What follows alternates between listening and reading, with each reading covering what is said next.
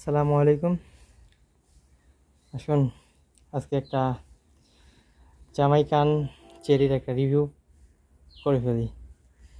দেখেন Jamaican cherry, মাশাআল্লাহ অনেক ফল হয় এই গাছে। প্রত্যেকটা গিটে গিটে ফল আসে, কিন্তু কিছু ফল পড়ে যায়, কিছু ফল থাকে। যেখানে আসতেছে প্রত্যেকটা গিটেই ফল আছে। এটা 12 মাসই একটি ফল গাছ হিসাবে অনেক ভালো বাগানে রাখার মতো। আরেকটা বিষয় শেয়ার করি আপনাদের সাথে।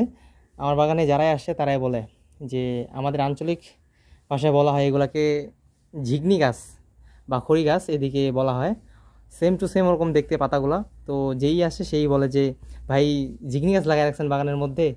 তখন আমি বলি ভাই আমি কি পাগল নাকি যে ঝিগনি গাছ লাগাই রাখবো একটা খড়ির গাছ। তো সবাই বলে যে এটা ঝিগনির গাছ, কিন্তু এটা আসলে ঝিগনির গাছ না বা খড়ি গাছ না।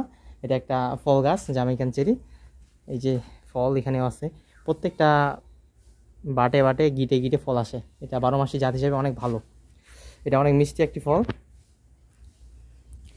এখন যে বিষয়টি উপস্থাপন করব সেটি হচ্ছে যে আমার ছোট ভাই যে আসছে গাছের এখানে আসে, তারপর কোন গাছের নিচে একটি ফল পাইছে আর কি। আমি এর আগে খাইছি, তো খুব মিষ্টি ছিল। দেখি তোমার ফলটা কোথায় রাখছো। এই যে পেকে গেছে, পেকে গেলে লাল হয়ে যায়।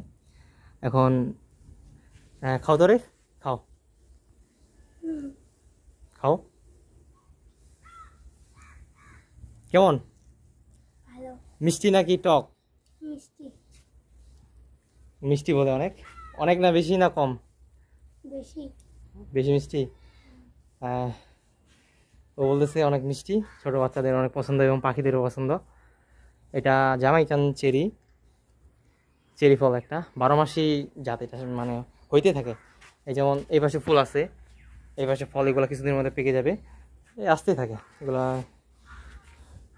আর এই ফলটার একটা দিক যে এটা অনেক সুঘ্রাণযুক্ত একটি ফল, অনেক মিষ্টি। আর এটার একটা ব্যাড সাইড আছে, যেটা এর খোসাটা অনেক শক্ত আর কি। তাছাড়া সব দিক দিয়ে পারফেক্ট বাগানে রাখার মতো একটি ফল গাছ। আসসালামু আলাইকুম ওয়া রাহমাতুল্লাহ।